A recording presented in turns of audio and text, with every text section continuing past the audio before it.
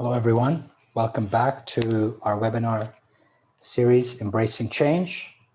Today, we're going to do the final review and report with Fionn. Fionn, thank you for joining us today. Great to be here. Thanks, Faisal. So we've spent now, as you know, you were with me on the first call and the second call where we talked about the purpose of this whole process, the integrative nature of the physical, the mental, emotional, and the relational, and the interconnectivity, the interdependence, looking at the human system as a whole. And, you know, and then we've been doing week by week. So the process begins with you onboarding the client or the family. Then they do one session a week for the first 4 weeks. Then they have a midway review with you. Then again, they do one session a week for 4 weeks. And then we're going to talk about today, which is the Qi Wellbeing Review and Report. And so I'd like to go very simple and very basic to understand what does it entail, what is it comprised of, how is it put together, and what does the client or the family experience, you know, during this process. So we can go step by step and just kind of, you know, keep it simple and just have a chat. Beautiful. Yeah, thank you for the intro. I guess the way I like to think about it is if we take a step back and we look at like, what is the purpose of doing this whole process? Like, why do people do it in the first place? And that was the question that we were asking at the beginning, right? In terms of how can we really give value to people in helping them understand themselves, that it's a process of self-discovery, right? Yes. And you know, it's one of those areas in life where we all have blind spots, whether we're willing to admit it or not. But it's often hard to know what we don't know, right? We don't know what we don't know, and that's really what it feels to me this Qi process is about, is helping expose those blind spots that we all have, by giving us extra perspectives on ourselves. It's like having a bunch of mirrors, you know, like, you know, the way you've never seen the back of your head for the first time when you see like a mirror in a mirror and you look at the back of your head, you're like, is that me? Really? And it's a bit like that, the Qi process. It's like you get all these perspectives on yourself and you realize, wow, like that's how that person sees me. Like they're an expert in their field, you know, someone who's the best in the world at what they do. And that's what they're seeing when they look at me. Wow, that's fascinating. And then you hear similar things from multiple people. You're like, there's a pattern emerging here. Obviously, there's something there that I've been either ignoring or hiding from or suppressing, or I just haven't been aware of it. And that for me it's a fun process to be able to guide people through, for them to have this chance to be able to look at themselves in the mirror in a new way, in a way they never have before, and to get feedback that is all coming from a gentle, loving perspective, right? None of it's like criticism type feedback. It's all like, well, you know, here are some things that might be useful to you if, you know, if you'd like to change this, or if you'd like to move in that direction, or if this is something that's important to you in your life, this is something you might want to think about doing differently. And coming from that kind of gentle perspective, people feel like they have a choice. Like, oh yeah, you know, is this actually something I want to go in and make the effort to change? And when you're having these glaring signals from multiple people who are obviously very good at what they do, telling you that this is probably something that is worth looking at, that is worth working on, then it often gives people that sense of inner confidence that, okay, yeah, now is the time. Now I'm ready. I'm ready to actually go through a transformation. I'm ready to take that step, that thing that, you know, I've probably thought about for a while. I wasn't really exactly sure what it was. Now I have a much clearer picture. Now I think I'm ready. But the first step for most people is, I don't know where to start. Or like, what do I actually do? And that's what the Qi process seems to be really good for helping people with, is helping them understand this complex human being that I seem to be, right? How do I actually make a shift in my life? How do I actually make a change? And that change doesn't have to be something that, some sort of challenge that I'm dealing with. It could be a moving to the next level type change. It could be a, I've been operating at this level in my life and, I've been doing fairly well. But I see that I have that extra bit of potential that I'm not quite utilizing. But I'm not sure how to start. And so the Qiate process gives that clear mirror reflection where we can look really close and we can see, that's the piece. That's the piece that I can start with. And I can see that if I start with that, that'll open up something else and that'll help me move to that step and move to that step. And so for me, as I'm supporting people through this process, just seeing that kind of that insight that pops up for people is like, whoa, yeah, I knew there was something there, but I couldn't quite place it. I didn't have the language for it. I didn't have the expertise to be able to tell what exactly was going on. And often it's not in the place that people are thinking of looking, right? They come in thinking, oh, I have this, maybe a physical problem. And it's probably, maybe one of the doctors on your team that's going to have a clear idea of how to help me with this. And they come in and sure, the doctors maybe give them a perspective on it. That's useful. But then it's like they go over here to one of the coaches and the coach tells them something that they just hadn't thought about before. And it ties everything together. And they begin to realize, oh, that thing that I've been looking over here in this direction for so long about, the source of that is not over there. The source of that is over here. And now that I know that, instead of me keeping on treating the symptoms, I can actually get to the deeper source. I can figure out what's going on. And then it's not something that I just have to keep treating the symptoms about, because I can actually get to the source and I can let it go and I can move on with my life to get to that next potential, whatever that might be. Wow. So that's the big picture, right? That's the big picture. That's the why, the purpose, and what I guess from your expressions, the aha moments, even for you to watch that change and shift happen, which is so beautiful, right? It brings tears, whenever, we've been doing this together for a while, and I've been doing this, before as well. And it's just unbelievable, right? It just brings a level of gratitude that's beyond expression, right? There's no words to describe it. So now that they've been through this process, right, and they're starting to kind of get these aha moments, they're starting to see some connections, right? Now, what happens in this process? Why, what does the report have, and what does the review entail? Yeah, so over the process, I've gotten to know them quite well, right? We have our onboarding. So that's the time where it's really just me getting to know them. I take notes, of course, on all the things that I think are important that I can feed to each of the experts that they might need to know so they can go a little bit deeper on. When we do the midway review, I'm really just checking in to see, how everything is going, how they're feeling about the whole process, if they've had any of those aha moments that might help me be able to better sort of lead them in a certain direction. And then when we get to the final review, it is a bit of a kind of a reveal, right? Where people they're excited, they've been through these 8 different assessments. They've gotten feedback from each one in the actual assessment. And often they've already been through like some sort of a transformation. It doesn't have to be a huge life-changing transformation, but often even just by doing the assessment, even though the assessment is the purpose of it, is just to give us a picture, often people actually go through a change in doing that process. And part of the reason seems to be the way in which we've spread it out, right? So if it's 1 per week, right? They have a bit of space between each assessment to reflect upon the information that they've gotten from that expert. And in doing that, getting that reflection again and again 8 times starts to help them to be able to see themselves differently. So that even before the big reveal, they're already have some insight into perhaps where it might be going or what might be some of the insights.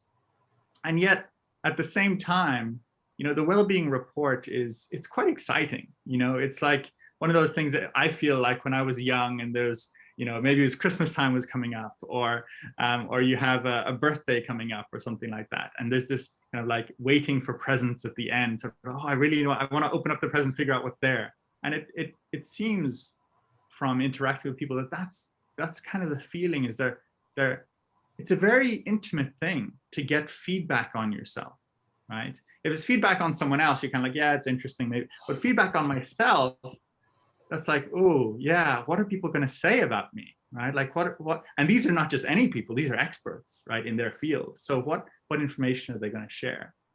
And so what the Wellbeing report is it's a multidimensional report, right? So it has videos from the experts that they can go in and they can watch. They can get, specific recommendations from the experts based on the sessions they've had with them.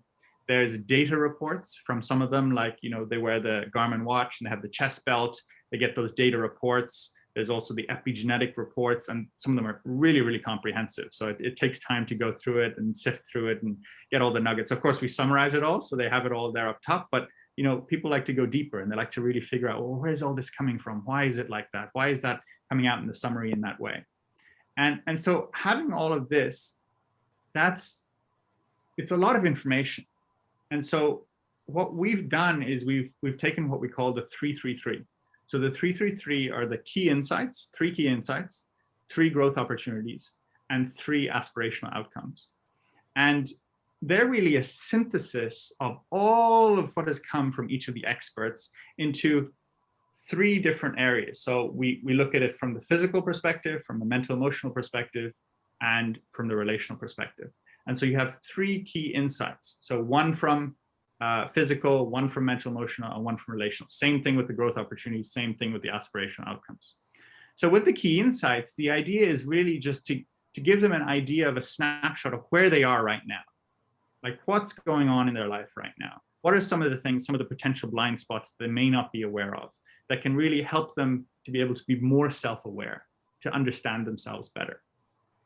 The growth opportunities are really looking at, well, now that we know that, what are some potential things that you could start doing, like starting today, that would help you to move forward, or to be able to be more self-aware, or to be able to heal, or to be able to improve, or whatever it is, the journey that you're on?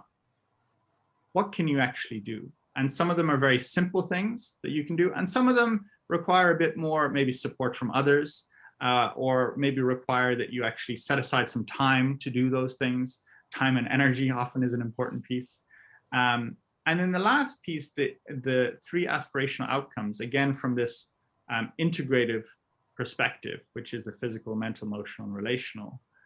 It's really looking at, well, if I'm to follow through on those growth opportunities, what might the potential outcome be? What kind of a life could I be living? What kind of a person could I become? And looking at it from that perspective, people often go with the key insights, kind of like, oh, wow, yeah, okay, all right, that's something that, some of it's easy to accept, some of it's maybe not so easy to accept, but, I'll accept it because these are experts and they know what they're talking about. The growth opportunities are kind of like, okay, some of that I think I can do. Some of it is like, I really don't know how to do that. I'm going to need help with that. And then the aspirational outcomes are like, wow, yeah, I would love to become that kind of a person. I would love to be living that kind of a life. But sometimes it might feel a little bit like out of reach. And so how do I actually get there? And so that's really what comes in the next step, is really helping people beyond that. And so the question is, how do I actually move in that direction? And once they've gotten the well-being report, people have a choice. They can take that information and they can go off and they can figure out how to follow through on those growth opportunities, and that's an option. Or they can say, hey, looks like you have a team who can help me in each of those different areas. Who are the people that can actually support me in that? And that's when we get into looking at the tailored pathway for each person who does the report. So when you're going through this, what have you experienced so far, right? I mean, you're giving a general picture, but what have you seen? Have you seen people resist? Have you seen people be very excited? Have you seen people like kind of shocked? Like what has been, the beginning? Obviously, I mean, you're doing the weekly follow-up as well, right? By email, and some of the aha moments are shared in those weekly emails as well, not just in the midway or the end. But, what are you seeing? More resistance? Are you seeing more gratitude? Are you seeing like, what's the pattern? There's a little bit of all of the above, but one of the things that I would say is that it's often consistent to the person. So some people are generally just resistant in general, right? And it doesn't matter who it's coming from or where it's coming from. They're kind of like, they just question everything. And they want to know like, how did that person come up with that conclusion? And some of it is a pretty simple explanation, based on this data, and we can look at these data points. And some of it is based on, well, this person has been in this field for the last 3 decades, and based on the thousands of people that they've worked with, these are the patterns that they see in you. And so, there's different levels of acceptance, resistance, openness, gratitude, even, like you're saying. And for me, that seems to be more of a person-to-person thing. It's usually people who are kind of generally grateful. They're like, yeah, like, this is all amazing. It's, thank you so much for sharing all of this. And people who are kind of more resistant, kind of like, well, I don't know, like I was thinking there would be different conclusions or something like that. And then we have to sort of support to guide them through the understanding of where these conclusions are coming from, and backing those up with the reasoning behind them, and showing them how that's actually going to be useful to them to actually move in that direction. Now, you do get cases where people, are generally kind of, accepting of pretty much everything, but there's 1 or 2 things where they're kind of like, that piece, I'm not so sure about that.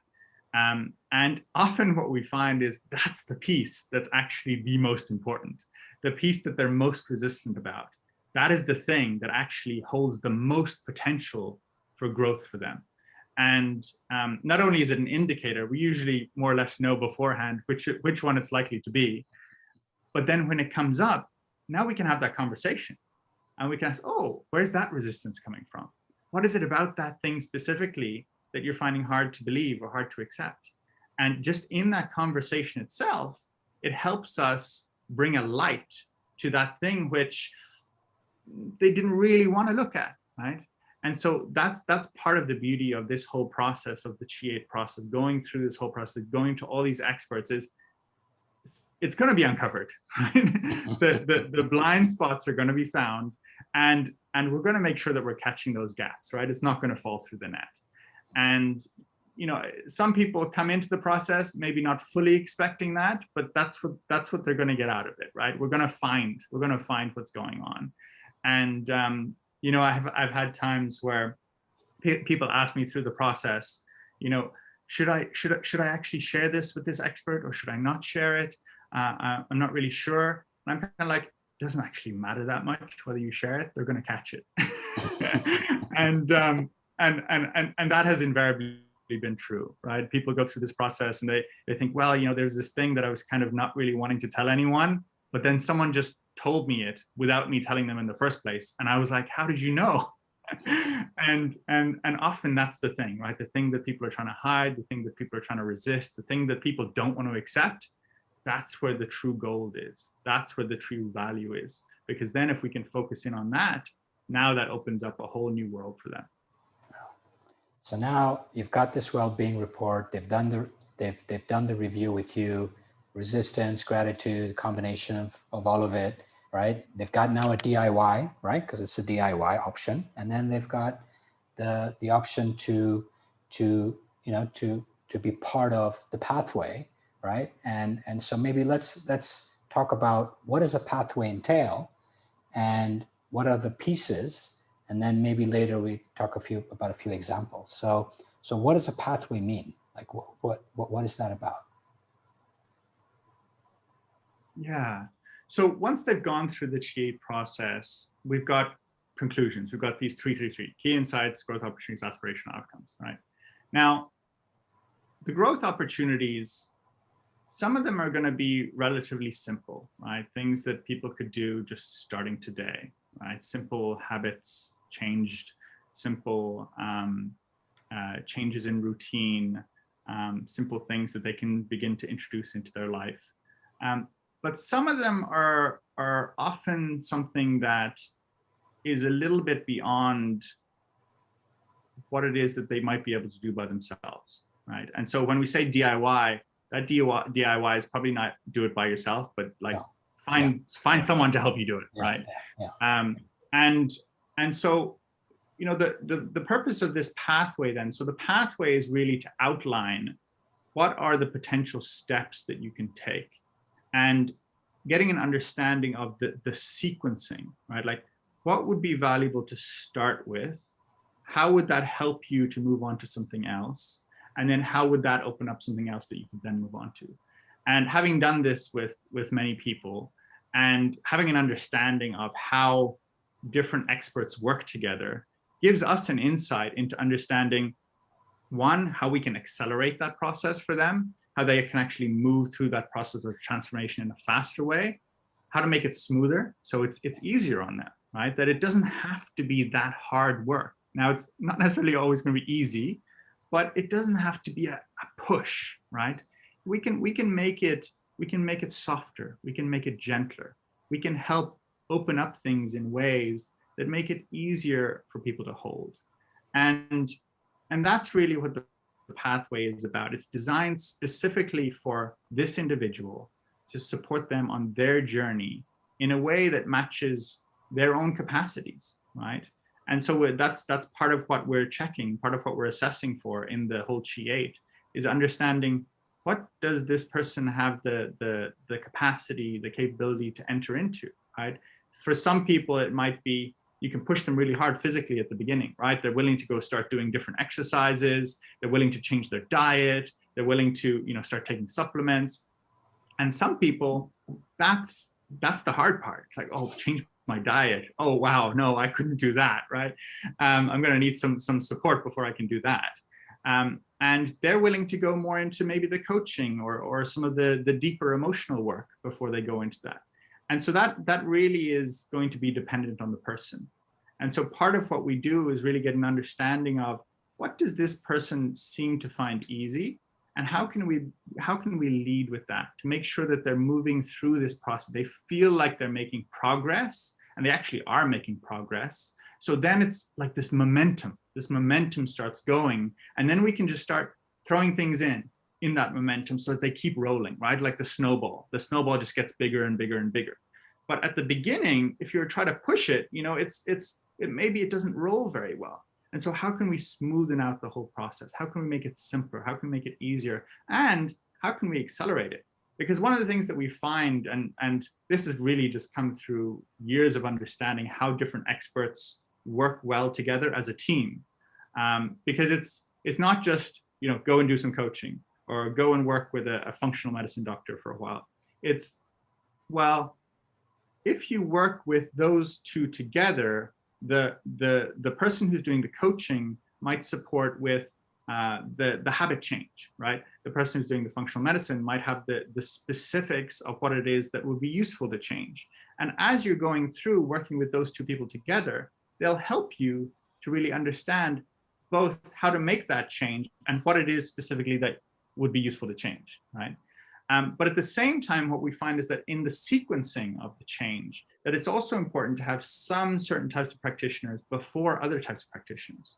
So for example, we have a therapist in the team, and she's been in this field for over 3 decades, right? So clearly she knows what she's doing. And what she finds, the feedback that she gives us on this whole process is, I really prefer if you make sure that the people go and meet these experts first, because what used to take me 20 months now is only taking me 10 months, right? Like it accelerates the process. If they go and they do that work with them first and they come to me, it's just easier for me. They already have, opened up in certain ways. They've already accepted that there's certain things that, are useful to work on.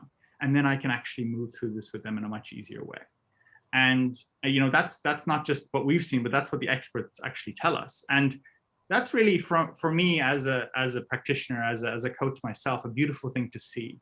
Because one of the things that I notice out there in the marketplace is there's a lot of siloed work going on. There's a lot of, experts working in their field and trying as they might to, fix clients all their problems. And the reality is that, each of us as experts come with different gifts. We have different value that we can bring to an individual or to a family. And one person is rarely enough. One expert is rarely enough for someone to make that greater transformation. It's that team approach. It's that working together. It's that, I'll soften someone up and then I'll send them over to you, and then you'll help them, be a bit more flexible, and then we'll pass them on to someone else, and that person helps make them stronger, and then we'll pass them on to someone else, and that person helps them make them more emotionally resilient. And then as you go, you start to build up all these different capacities and these capabilities that really get you to the point where you're ready to move through that transformation. And that for me is one of the, I feel grateful for, to be able to be part of this team, because, as much as I enjoy doing a variety of different types of work with people, from going into the emotional stuff to helping them with the long-term goals, there's certain things that other people just do better than me, right? There's certain things that they have the capacity to do that I just don't. And if I can work in conjunction with them, there's certain things that I might hit up against that maybe I could work through, but it might take me 6 months. It might take me a long time. And so if I just hand it over, right, hand this person that I'm trying to take care of over to someone else that I know I can trust, and I know they're going to do their thing, and that person can come back to me afterwards, now I know I can do what I can do even better. And so that for me is the real gift of being able to have this integrative, multidisciplinary approach to supporting someone on their journey. All right, so I'm hearing,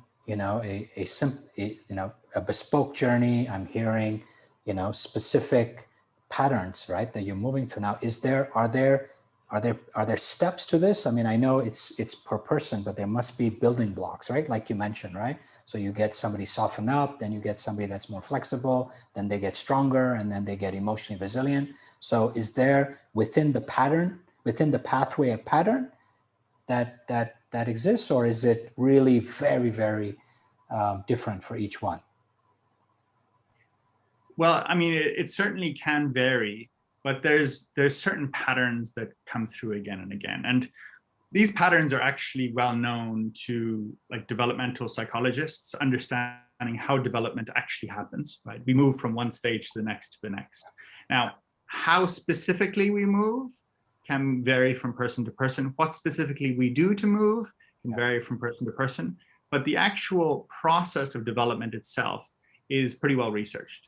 And so what it often starts with is awareness, right? Do I actually realize that there's something that's worth working on? Because, research has shown us again and again that when it comes to actually supporting people through their journey of transformation, the most important thing is not even how good the expert is at what they do. The most important thing is the client actually committed to making a change, right? Now, it's hard to be committed to making a change if you're not aware of what it is that actually needs to be changed. So the first step is really awareness. Now, once we build that awareness, now the question comes, what do we do, right? So the awareness is really digging deep, right? Really going to like the source of like, where is this all coming from? What's actually happening here at the core of it all? Let's get past all the symptoms. Let's get past all the surface level stuff. Let's go down to the core of it. Let's get to the source. And once we're clear on that, now we can start to build a foundation, right? Because we've got the source, we've got the ground, we've got the groundedness, right? We don't need to go lower than the ground, we've got that, right? Now we can build the foundation. But if we don't find the ground first, we try to build a foundation up in the air, right? It's going to fall apart at some point, right? So the first part is really just building the awareness, and the Qiate is the tool to do that, right?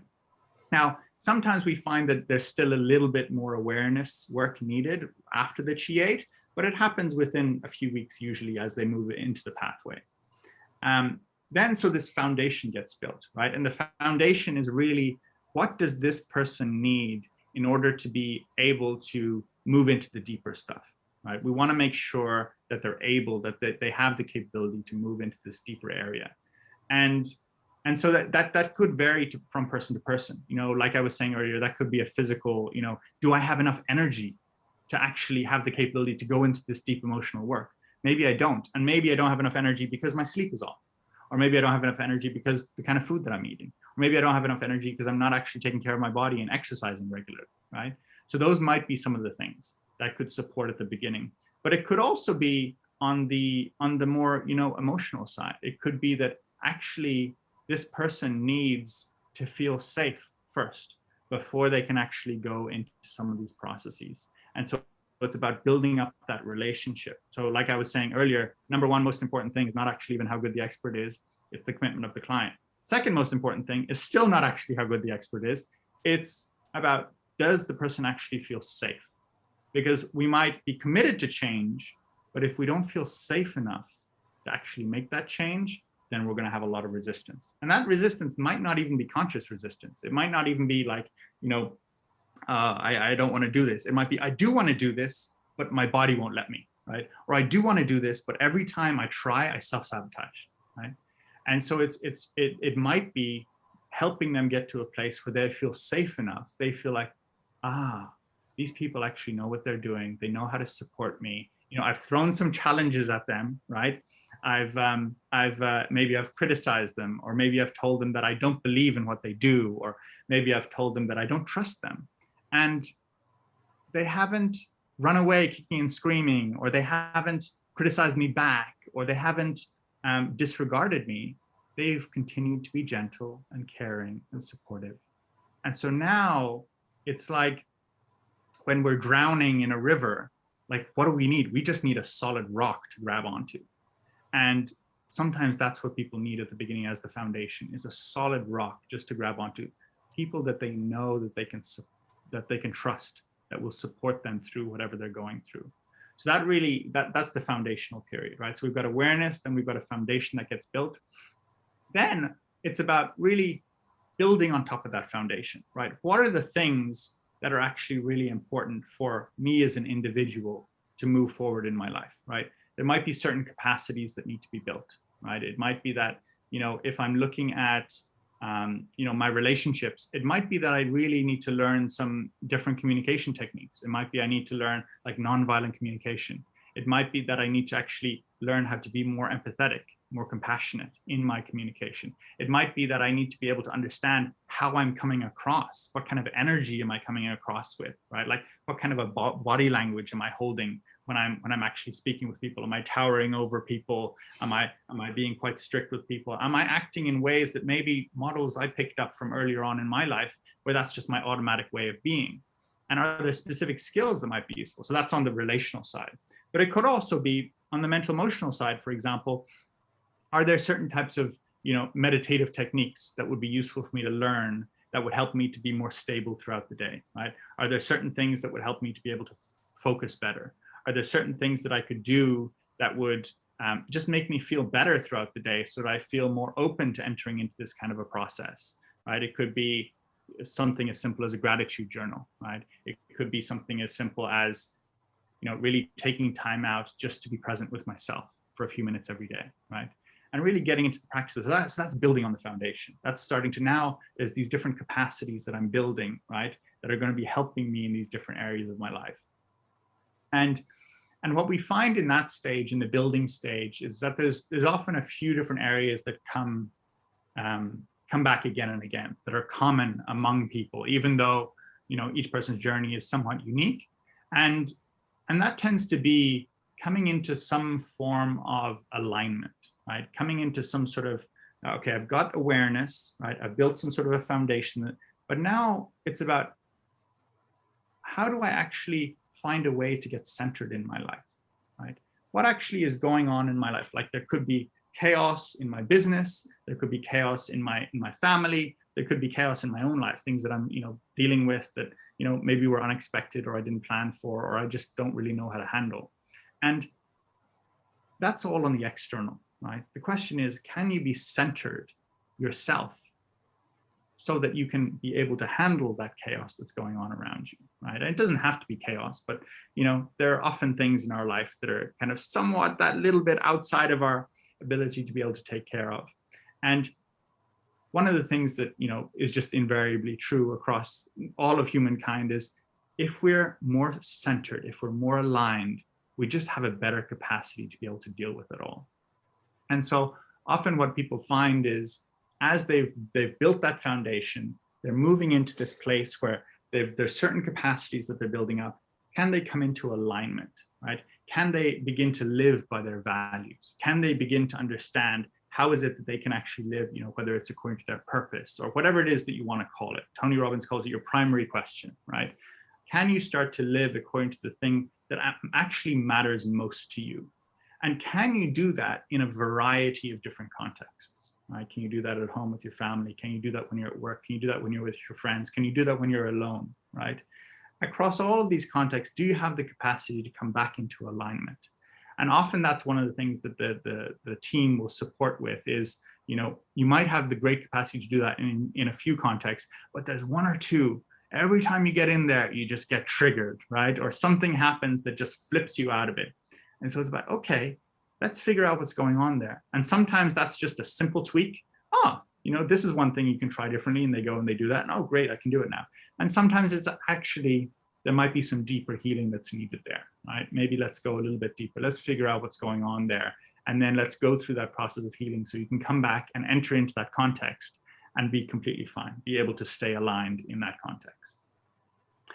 And then once we've gone through that process, right? So we've got the awareness, we've got the foundation, we've got this building of capacities coming into alignment, being able to, relate in different ways with people. And then the final piece of this process in the pathway for people tends to be integrating it all together, right? Bringing it all into the capacity to be able to do this, in every moment of every day, right? No matter what's going on around me, can I sit on my foundation, have that groundedness, right? Can I draw from my capacities that I've been building, right? Can I come into alignment? Can I be like that in the variety of contexts? Can I be able to relate in a way that is aligned with my values? And now, can I actually integrate that into every different area of my life, into all different aspects of myself? Can I move into that place of what we call being the authentic self, right? Can I be my authentic self in all these different contexts? And what we find with people is that, we can talk about that at the beginning. We can talk about these kinds of things, operating, according to alignment, coming from your authentic self.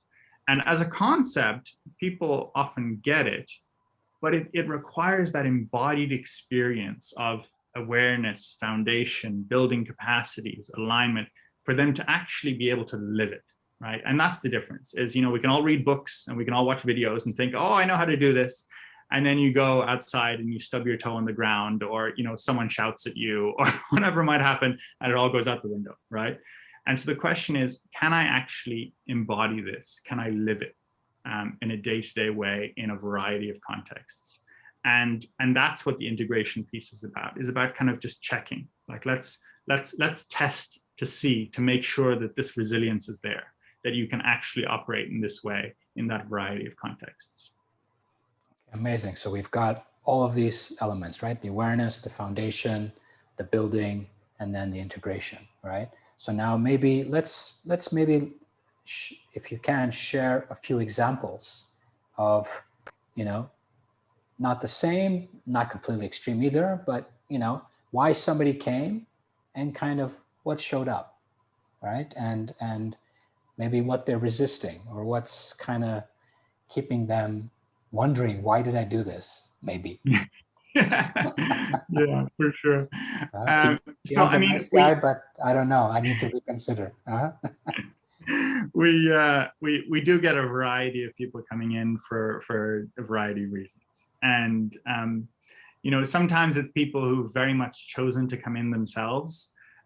Because they realize that's something, a step in their life. And sometimes it's kind of like someone who's kind of shoehorned in, like as a spouse, it's kind of like, their spouse is doing it and they're kind of like, okay, I'll do it. Okay, all right, I'm open to it. Don't know what it's for or why you want me to do it, but you seem to want me to do it. So, I'll kind of do that. Or it could be that, they kind of don't really have an option. They have to come and do something like this, either with us or with someone else, right? Because if they don't, either, divorce is around the corner, or, a life-threatening illness, might take them, in the next however long period of time, right? So, there is a variety of options, of possibilities of why people come in for support. And because of that, we break it down into three main areas, right? So we talk about, people who come in from that last piece that I was talking about, who need immediate support, right? We call them the chronic acute, right? Something acute, something is, I need immediate support right now. It could be a physical problem. It could be an emotional, mental, it could be a relational, right? It doesn't matter the specific domain, right? But they need some sort of immediate support.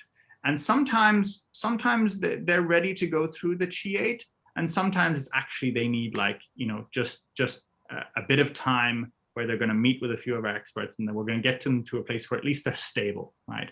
Then once they're stable enough, then we can actually help them go through the whole Chi-8 and get to the source of it. But sometimes they're not ready to go to the source until they're stable first. So that's the chronic acute.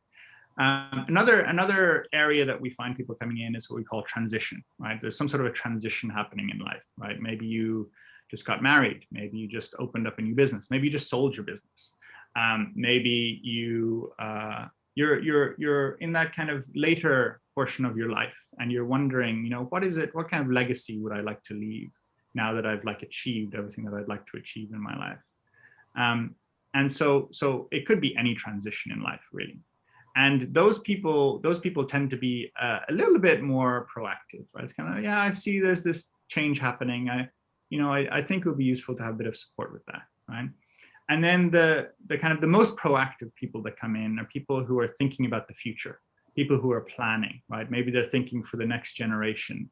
Maybe they're thinking for, 10, 20 years down the road, how would I actually like to be living? And how can I start taking steps now that would help me to be able to get there? And, those different groups of people, there's going to be a different types of pathways that they go through, right? Because like I said, the chronic acute, the foundation period is often like a little bit longer, right? Because there's a need for that stability. There's a need for that something that they can ground on, right? Whereas the people who are in the planning, it's like, yeah, we do still need a foundational period, but often they have somewhat of a foundation there already, and it's now we spend more time in the alignment, or we spend more time in the integration.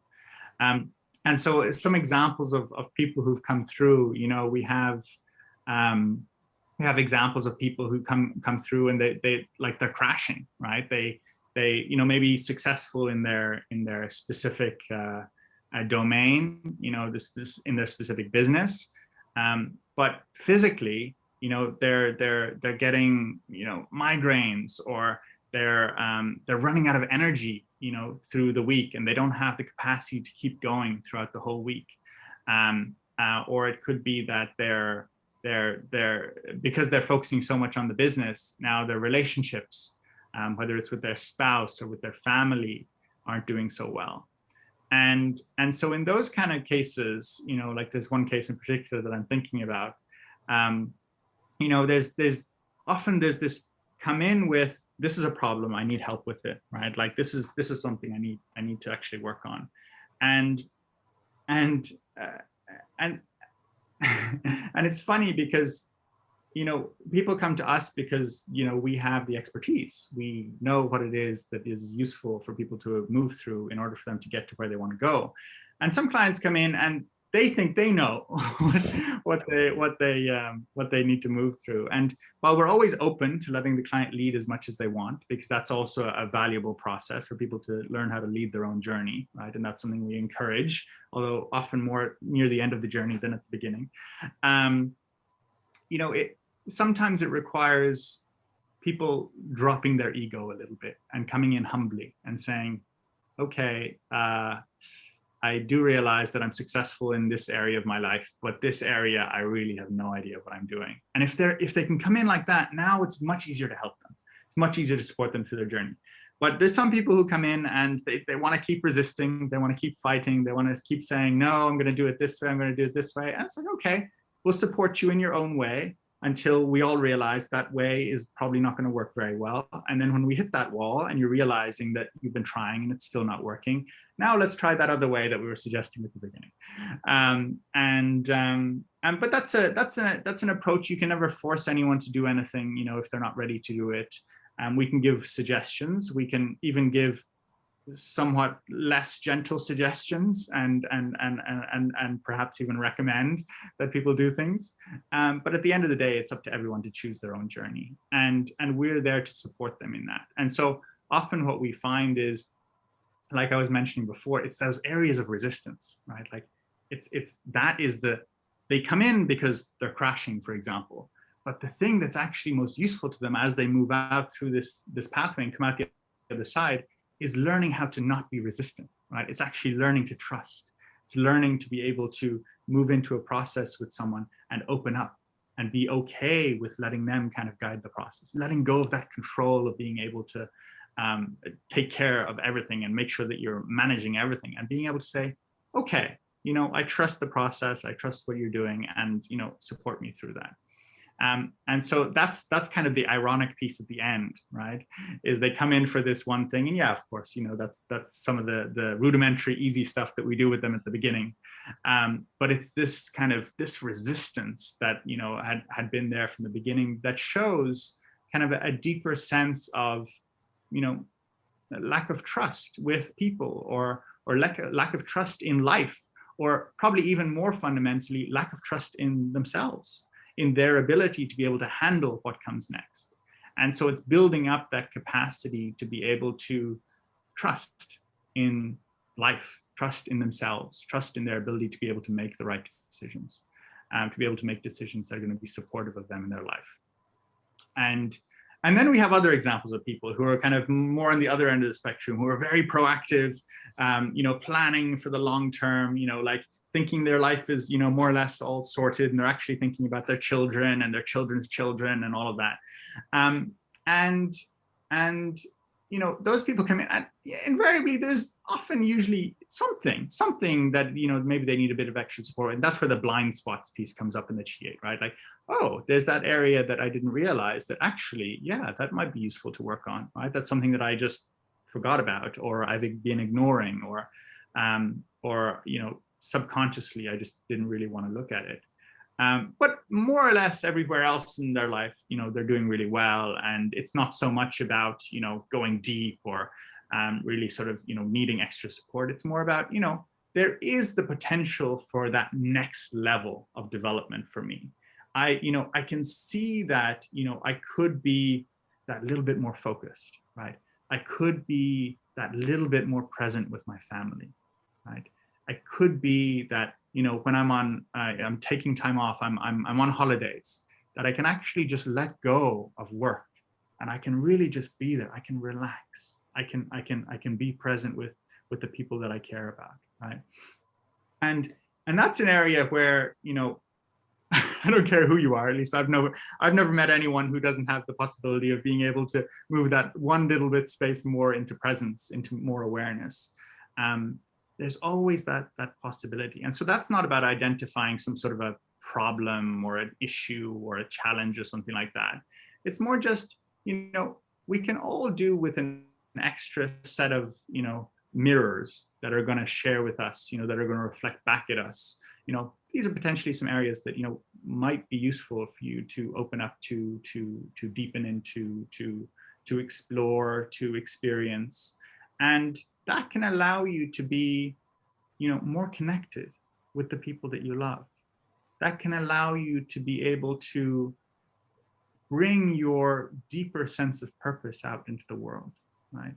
And be able to stay with that kind of that longer term vision of where you want to go, and not get as wrapped up in the day-to-day activities. Of course, things are happening, you know, and we all sort of, you get to a place sometimes where, you know, we get stuck into the day-to-day.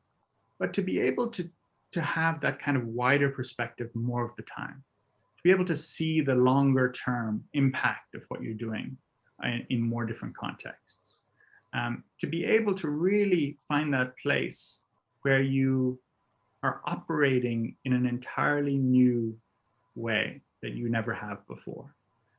There's always that possibility for everyone. And so that's one of the areas that, you know, people sometimes come in with. It's that kind of very proactive, you know, looking to the future, and they see that there's specific areas that they could do with a little bit more support with. I've just asked everyone if there are questions or whatever is coming up as Fionn has shared, right? I mean, and this is the thing, right? It's quite funny when the pathway is being finalized, you can tell by those who choose to commit for the year versus those who choose to go quarter by quarter in that trust element, right? It's quite a fascinating experience, because once you've done the review, I get to enjoy that conversation, right? Which is a different kind of conversation, right? It's to bring back the trust, to bring back that reassurance, that safety that you spoke to, but also to have them, you know, accept some of the curveballs that showed up in the, you know, report, right? Because I don't know, I don't, let's be honest, right? Even though you're talking about upping the game, whatever, but there's still curveballs showing up, right? I mean, Oh, for sure. you know, and it's not like we're going digging. It's just showing up. It's not, you know, we didn't ask for it. It's, you know, it's their life. It's their journey. It's their creation. We're just here to help, like you said, put a light on that conversation. So I'm not seeing any question. Okay. I want to know if each expert sees the result of the experts. Okay. So this is the fun part. Should I take this one, or you want to take this one? you go ahead and you share, and then I'll maybe add a little bit on top. Yeah. So thank you for that question. So basically, it is an integrative approach, but we only share on a need-to-know basis. So that way, each expert, as far as I'm concerned, right, stays very sharp and on their toes. Okay, so we're not here to make it easy, right? So that they're really reading the body, because some of this is subconscious, some of this is conscious.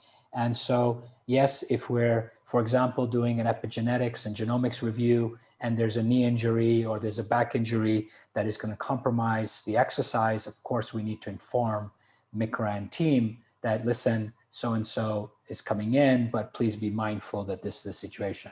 If they're doing a review with Dr. Golay and there's some things that show up in the bloods or in the result that impact sleep or gut or brain health, yes, we will share.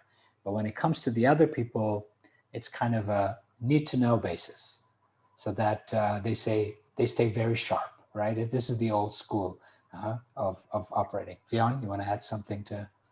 Yeah, so one of the things that I do at the beginning in the onboarding process is getting that full picture of, you know, what's happening in all these different areas. And I touch on, you know, each of the different areas of the Qi-8 to make sure that I've got at least a bit of an understanding of, you know, what are the different things that would be useful for them to focus on.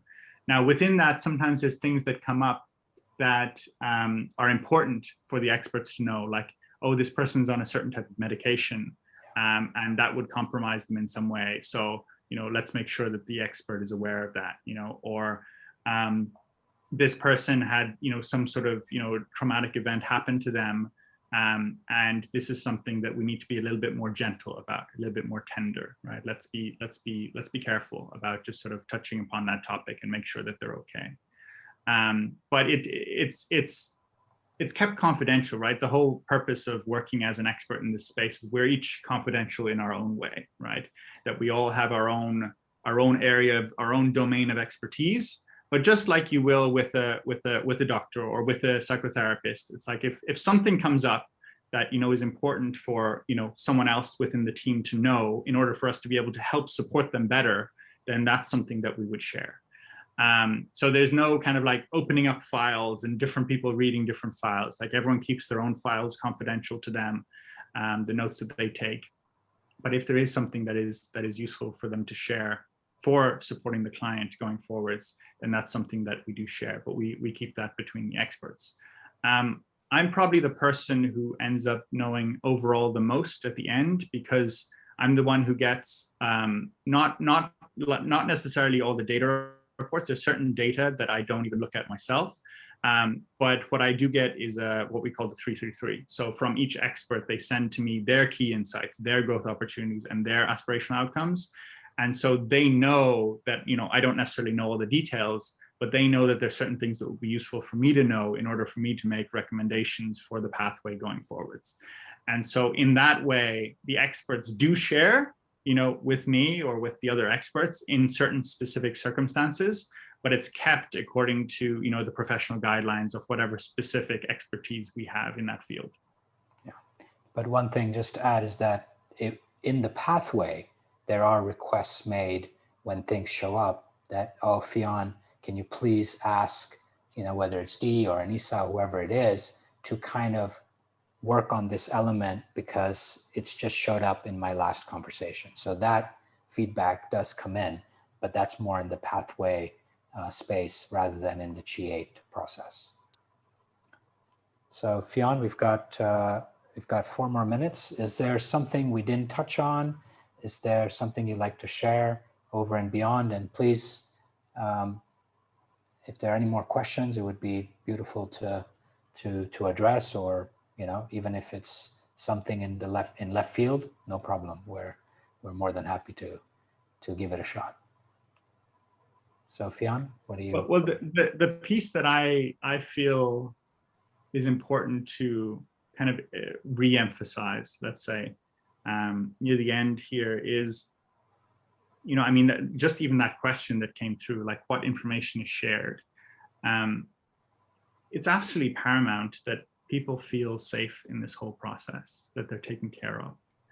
And, that is kind of the guardianship on my shoulders to support the client through the process, where they feel like there is someone taking care of them that they can reach out to at any point. And some of them do, right? I have the midway review, but sometimes I meet them before the midway review, or I have the midway review and they want to meet me again afterwards, and we do that before the well-being report. And that's what I'm here for, right? I'm here to make sure that the journey is smooth and that you're taken care of and that you feel safe. But that safety that I'm talking about is beyond just, like physical security safety. It's and like, making sure that information isn't shared. It's do I feel safe, right? I'm opening up, my life to, people who I've, never met before. And, while I appreciate that they're trained in a specific area and they have that expertise, this is my life that I'm sharing right now, right? This is the intimate details of maybe perhaps things I've never shared with anyone before, not even my closest family members. And I'm not actually going to do that unless I feel safe. And so that is for me to check in with, and to make sure that that level of safety is created and maintained throughout the process, that people feel like, yeah, okay, now is the time when I can open up, right? Now is, at a deeper level, that's one of the things that all of us human beings are really looking for, is a safe space that we can really just be ourselves. And that's the thing that is probably most fulfilling for me personally in supporting people through this process, is that, there's great outcomes that we can talk about, they're healthier or happier, their relationships are better. But the thing that really hits me deepest and touches my heart is when people come out of the process and they say things to me like, I finally feel like I can just be myself, right? Or I'm not afraid to express my true self. Or, I just realized that the world will actually just love me just who I am. And that doesn't happen unless people actually feel safe. So that for me is kind of like the core, the rock, the foundation in the river that I was sharing about earlier, is creating that space for people to open up. And sometimes that is the most valuable thing that people get out of the entire process, is that they felt like they could finally open up and share things that they were afraid to maybe even admit to themselves. And in doing that, it opens up a whole new possibility of living for them. And so that's the piece that I would kind of offer as an invitation for people to think about, is it's not just about, what am I going to get out of this process? It's about, who can I become in this process? And if previous kind of examples of clients who've gone through this are an example, it's about becoming more of who you are, right? Becoming more of your true self. And there's no greater gift than that. Thank you, Fionn. Thank you very much. That was beautiful, and 100%. It's, you finally get to be free, right? Like it's you finally get to be as light as a butterfly, because you're no longer holding all that obligation or all that expectation or all that imposition, even though it's self-imposed, self-obligated, and self-created, right? But at the end of the day, you allow them to be able to kind of go from that caterpillar to butterfly. And that's what it sounds like you're referring to. So thank you very much, Fionn. I mean, the hour has gone by, as always, very fast. Thank you for the sharing. Thank you for your time. And thank you, everyone, for being here with us, and those who are going to watch remotely. We're going to take 2 weeks as a pause, and we're going to restart the webinar series September 1st we're going to have a series of on family business and leadership within family businesses and family offices. First gen, second gen, third gen, some will be coming, 2 gens on the call together. So it's going to be an interesting month, and that's going to be September. So should be quite interesting. We haven't done that yet, but I think it's time that we bring the people we serve, not necessarily specifically them, but family business and family offices in general, so that they can kind of share their experiences, especially on the dynamic side and the rest. So again, thank you, everyone. Thank you, Fionn. Thank you very much. And we'll see you soon, everyone. Thank you. Bye. See you soon.